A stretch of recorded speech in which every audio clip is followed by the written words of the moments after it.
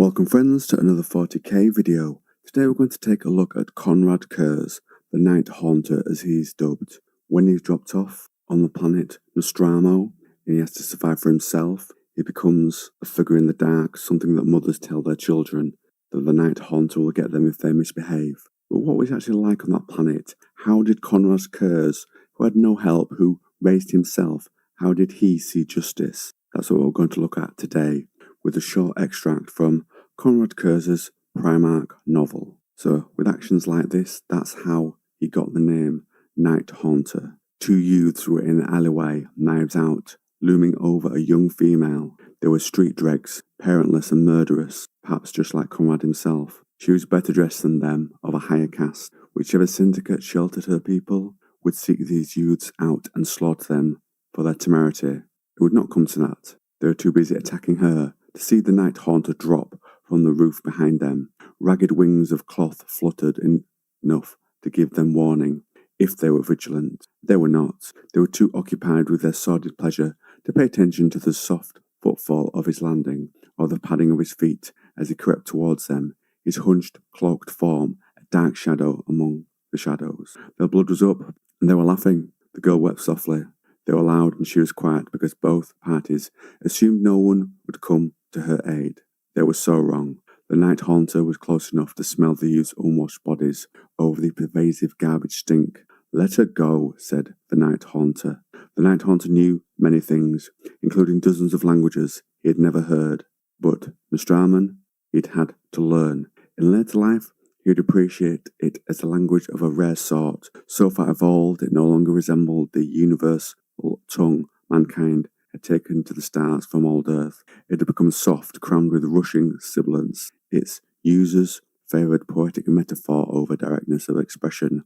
A romantic sensibility evolved to cover the pitilessness of its speakers. One of the first expressions in Nostramo he had learned was his own name, Night Haunter. They turned to face him. The Night Haunter was not yet fully grown. He towered over them, an apparition clad in midnight flesh so pale it seemed to glow in the gaps of his ragged cloak. One boy's bladder betrayed him, and the spoiled citrus tang of urine joined the hidden melange of alley scents. The other was braver. He clenched his teeth and lunged with a knife, ground out of scrap. "You die first," said the Night Haunter. The young Primarch wrapped long, strangling fingers around the youth's head, lifting him up with a quick flick of his wrist, snapping his neck. The corpse danced in a marionette's jig on wires of misfiring nerves. Night Haunter smiled at the second boy, whose effusion of fluids extended now to snot and tears.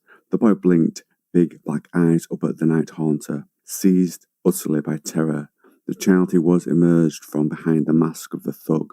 The monster hissed one quiet word through perfect teeth: "Run." The boy stumbled over refuse on trembling legs, slamming into walls. He picked up speed as he regained control of his body.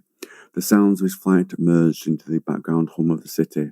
The Night Haunter let him go and stared curiously at the girl. The dead youth still clutched in his fist, and though he had an innate understanding of human biology, he examined her carefully. As he gazed, he wondered if he would feel a stirring of the drives that corroded men's decency and turned them into fiends. He felt nothing for her, only pity.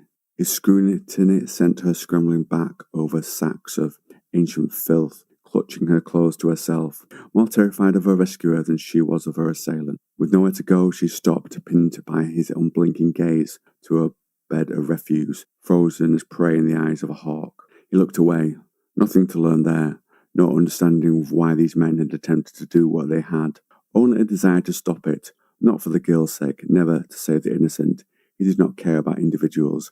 He cared about order, and it's order he later manages to establish on this planet, but with him as the object of fear.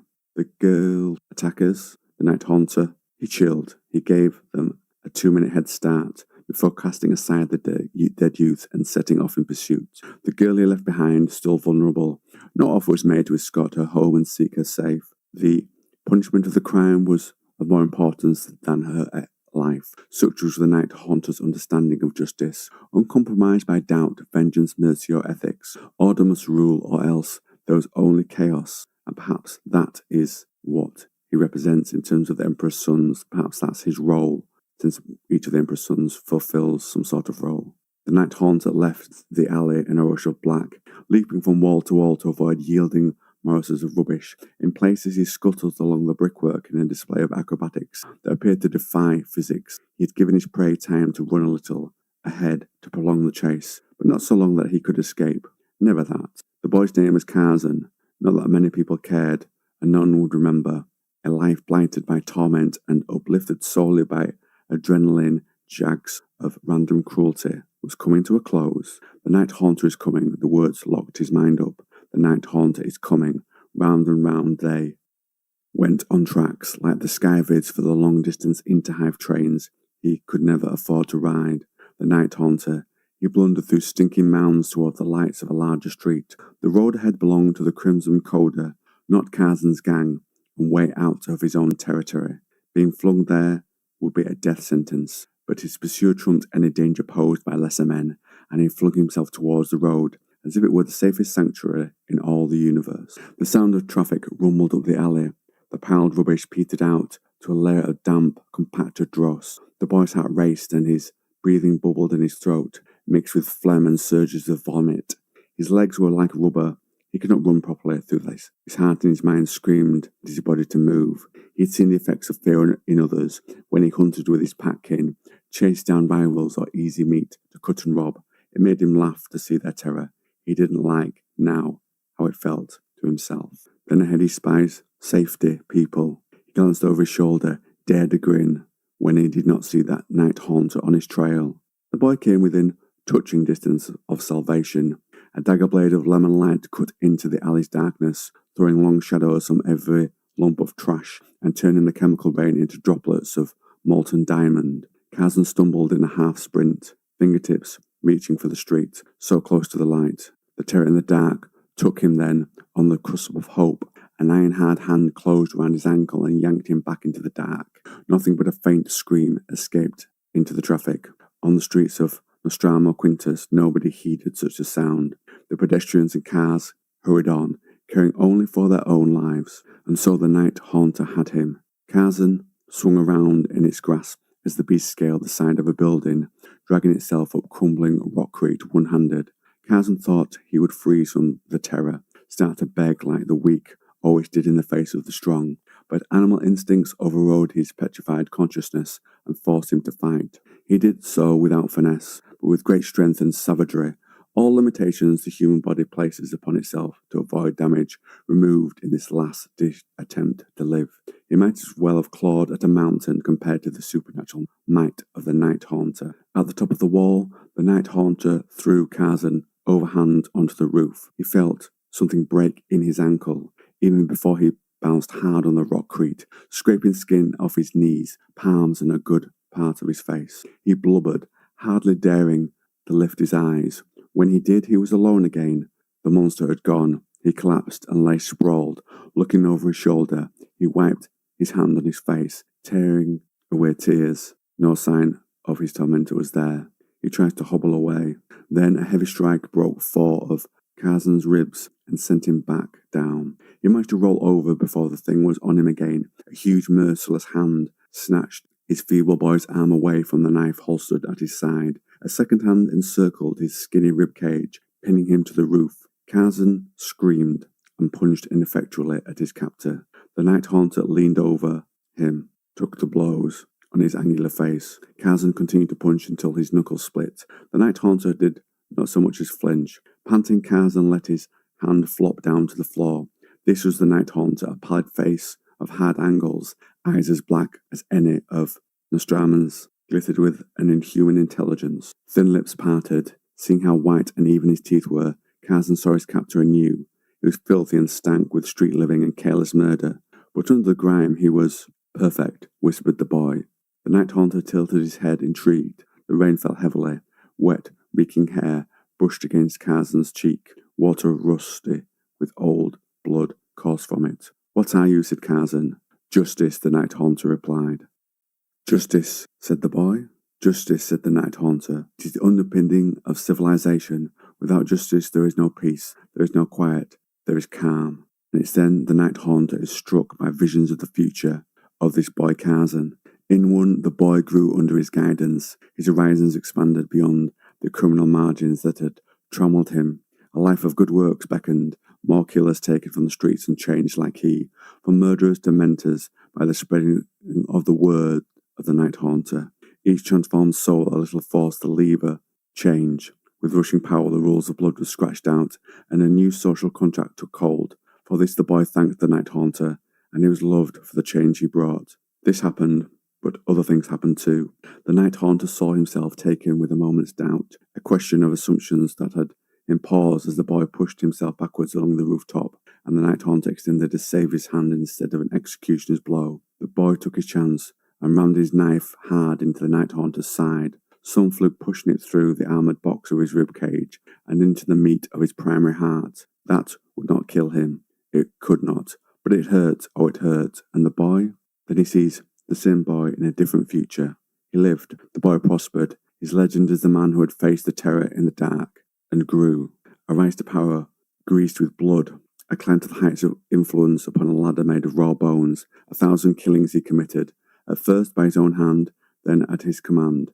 And still it was not enough to garner all the crave things that he wanted. Money, power, women. 1,000 other lives, paid taxes of blood to build his future. The Night Haunter was less feared because of the boy's escape. He was vulnerable. Death could be cheated. As fear lessened, his task became harder. By the time the boy had become tracked down to his lair, many innocents had perished. You made me, said the boy in both visions, both as an apostle of a gentle age and devil of its worsting hell. You made me, said the grown man, through strangulation and through grateful tears, whether these same pale hands choked his throat or caressed his face. The Night Haunter clamps down on these visions. He says to himself, there can be only one future, only ever one. The kind of dimmer fate dimmed, obscured and extinguished by the darker.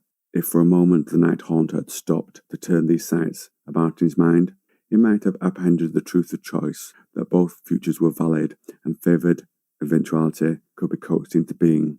But his sight was dark indeed. He saw only the need for immediate retribution. And from his visions, the Night Haunter awakes. Fate could not be allowed to make mistakes. Night Haunter's hand struck, serpent fast, seizing the boy by the throat. The boy's eyes bulged into panic, yet almost as suddenly the fight went from him, and he accepted the sentence. Night Haunter gave in his capacity as judge, jury, and executioner.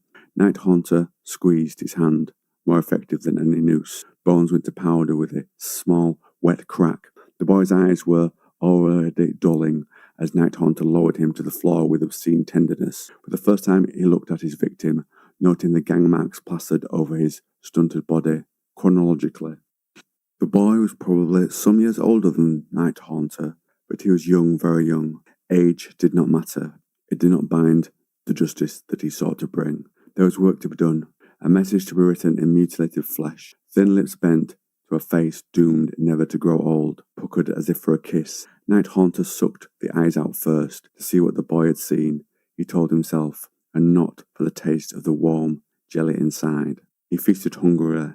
Fragments of the boy's past coursed through his memory, because that is the ability of an Astartes and thus the Primarchs. If they eat someone's brains, for example, they can learn something from that. Fragments of the boy's past coursed through his memory, torn from the molecular machinery of his cooling body by Night Haunter's strange gifts. When Kazan had hidden to sleep, who his people were, where his gangmates could be found, and this is an interesting moment. This is probably the foundation from which the Night Haunter gleans so much information and knows where to make further strikes. Many new judgments were born in that instant. Sentences of death were passed on a score of sinners who, unaware that the end was coming for them, went about their last few hours ignorant of fear. Their deaths would be regrettable, Kurze told himself, while anticipating them eagerly.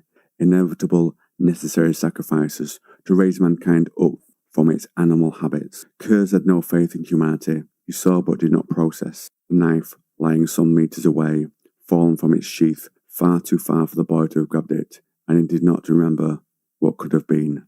There could be only one future, one road to civilization. Cobbles of bone paved it, rains of blood washed it, peace lay at the end, justice dictated it to be so.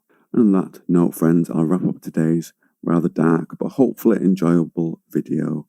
Just before I go, I just want to make two observations of things that clicked in my brain as I was reading this. We know from the details that we have on Kurze, that he basically raises up to be the ruler of this planet. But then the Emperor turns up and he just goes. And he mentions here that he just follows justice. He doesn't care for individuals or their age, their sex, or anything like that. It's just justice. He doesn't pay any thought to the victims. And there's a line here that really defines that well. He felt nothing, not even pity. And I think that's why he can leave the Emperor. Sorry, that's why he can leave with the Emperor, because he's done the justice that is needed on this planet. And now he can bring that justice to the stars. And one of the quote of note, the Night Haunter knew many things, including dozens of languages he had never heard. Now that's very interesting. Perhaps within the genetics of the Primarchs is a certain level of knowledge on certain things, including languages, which is why he knew them, but he then noticed that he'd not learnt the language of the planet on which he raised himself, Nostramo. Just some observations, guys. Closing out the video. Hope you enjoyed it. See you in the next one.